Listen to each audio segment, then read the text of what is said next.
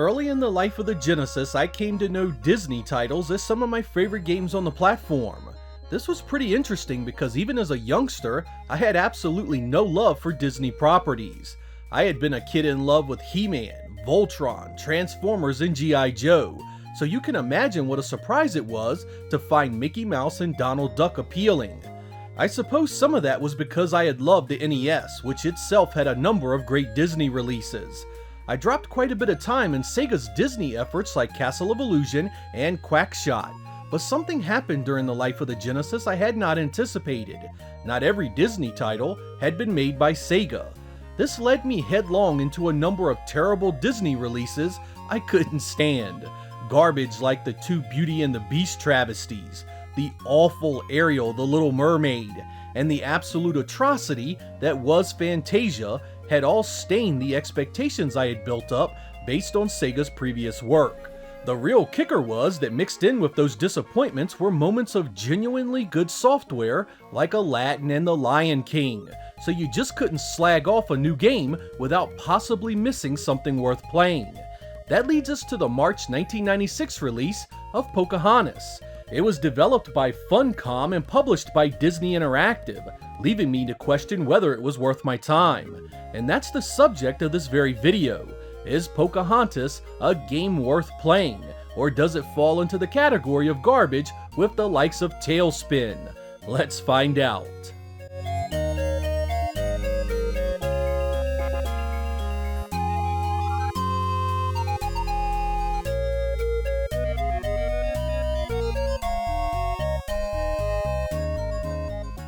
You may think that Pocahontas is a standard action platformer like many of the other games of the era, but it's much closer in design to a cinematic platformer like Prince of Persia or Out of This World. That means the stages are heavily focused on puzzle and scripted elements instead of fast action sequences. Pocahontas does run, jump, and climb her way around quite a bit, but much of the gameplay revolves around animal spirits, which allows Pocahontas to navigate areas and obstacles she otherwise couldn't do herself. These animal spirits include a number of the usual suspects, like deer to run and jump further, squirrels to climb trees, and even fish to swim faster. You procure these powers as you play, usually helping the animal they are associated with. Once you get it, you keep it, and most of the time it's automatic when you use it. There's also some stealth gameplay mixed in for variety. Sometimes you'll need to sneak past those trying to stop you. Pocahontas is not your only playable character, however. Equally important is her raccoon pal Meeko, who is essential in solving many of the game's puzzles. You need to use Meeko in tandem with Pocahontas, switching off at will to reach your final goal. There are a few collectibles and items that help you out. Feathers allow Pocahontas to take long falls without damage, and there are berries and necklaces hidden around to sniff out. Because of the source material, violence is kept to a minimum. You won't be tearing apart settlers with your bear spirit or gunning them down with weapons procured in the field. Most of your deaths will come from falls and being caught by settlers, though for some reason Pocahontas has a life bar. There are just 4 stages here, so it isn't a very long game, but it does have multiple objectives as you make your way through them. Most of the action takes place in forested areas that have a very complex topography. There's always something to climb or jump on, so if you enjoy games that focus heavily on environmental challenges, this one might be right up your alley.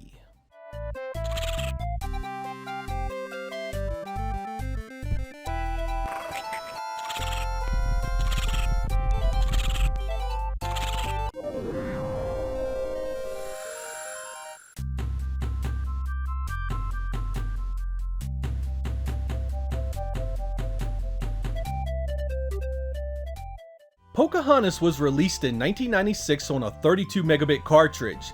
To stay in line with Disney's commitment to high-end animation, the game here was based on much of the movie's hand-drawn assets, and the results are nothing short of impressive. Just watching Pocahontas run, jump, and climb is a sight to behold, looking more like something you'd see on the Saturn and PlayStation at the time. Her animal friends and her adversaries are stunning as well, and you'll spend a good chunk of your time with this just gawking at the screen with just how beautiful everything is. That beauty extends to the fore and backgrounds as well. The developers really maximized the Genesis color palette here to showcase areas that really stand out. Misty woods give way to rivers with reflective surfaces and nighttime sequences that have shadows and moonlit skies. Each stage is teeming with little touches of life. Butterflies, bees, and fish are always busy around you as you negotiate the puzzles.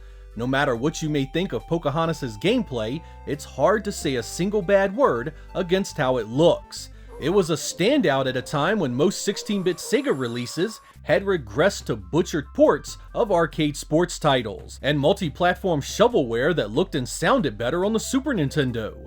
It's a beauty with animation and landscapes worthy of its source material.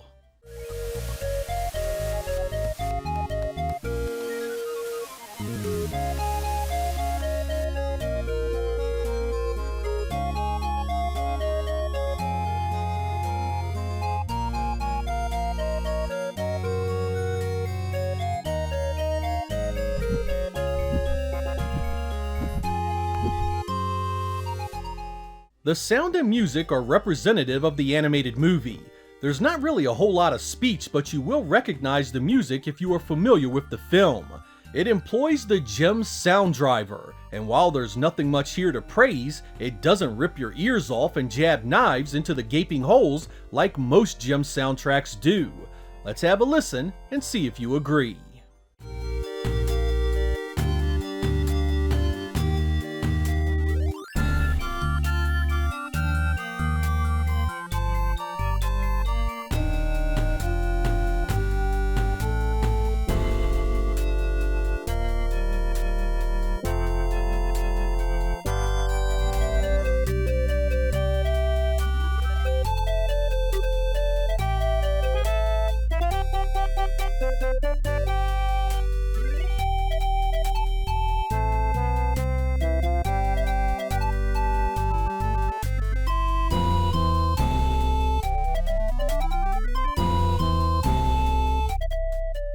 There's a lot to like about Pocahontas if you enjoy sitting back and letting the ride itself dictate your fun. Pretty much every step of the way you'll find an obstacle that needs to be overcome, which usually entails climbing or jumping over something. You don't really meet any enemies until the settlers come along, and your interaction with them is limited to either sneaking past them, scaring them away, or finding an environmental answer to their presence. It's a game designed for younger gamers, and it shows in every facet of the experience. It's very much a case of style over substance. But what is the game's greatest strength will likely also be its greatest weakness for many of you. Without a focus on any real action, Pocahontas can get boring pretty fast. The story is broken up into text and dialogue boxes that don't do a particularly good job in letting you know what's going on, so your investment in the characters is fairly weak. The first two stages are pretty much just collecting animal spirits in the forest, with the final two areas dealing with the settlers before trying to save John Smith. That's not a lot of gameplay variety for such a short experience. This game also has a checkpoint system that can be really frustrating. Every so often you come upon a pile of leaves that marks the checkpoint, but this will be in an area that will be quite some ways between many of the puzzles. Die and you'll be repeating areas often enough to get tired of it pretty quickly.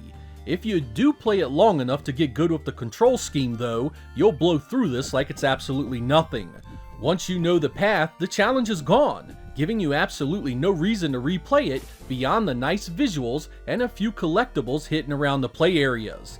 I also came upon a couple of game-breaking bugs while playing. There are a handful of areas that Pocahontas can actually fall through the screen, trapping you and giving you no way to finish a level. This forces you to restart, a truly frustrating situation.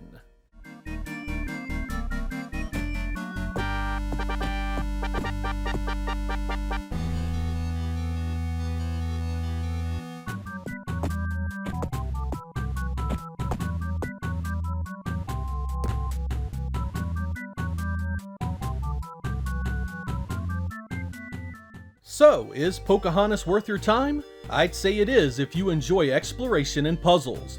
Nothing here is difficult or challenging, but I did enjoy it for the most part. I imagine Funcom did the best they could with the IP. I mean, Pocahontas butt bouncing on top of settlers' heads and fighting evil governors would likely have been silly, so the cinematic platformer route was the way to go. These days, a complete in-box copy goes for almost $100, and I honestly can't say it's worth that. It's short and many of you will beat it in a single afternoon. With little in the way of replay value, it's kind of a one-and-done experience. Regardless, I still find myself attracted to what this game offers. The gorgeous animation really is charming, and there is a serenity and calmness to its atmosphere and presentation. Go into it properly and I feel you can get some enjoyment out of it. It's no Aladdin or Castle of Illusion, but it's not the throwaway many movie licenses present. I'd say it settles right in between the best of the 16-bit Disney releases and the weaker titles that don't offer much. You won't find it on any best of list, but you also won't find it on any of the worst. Game magazines of the era seem to agree. Electronic Gaming Monthly gave it middling reviews, as did its counterpart GamePro. Had this a few more levels and a few more gameplay hooks, it could have been a classic, but as is, give it a shot. It's likely going to be a lot better than you may have previously given it credit for. I'm Sega Lord X, thank you guys for watching, and I will catch you next time.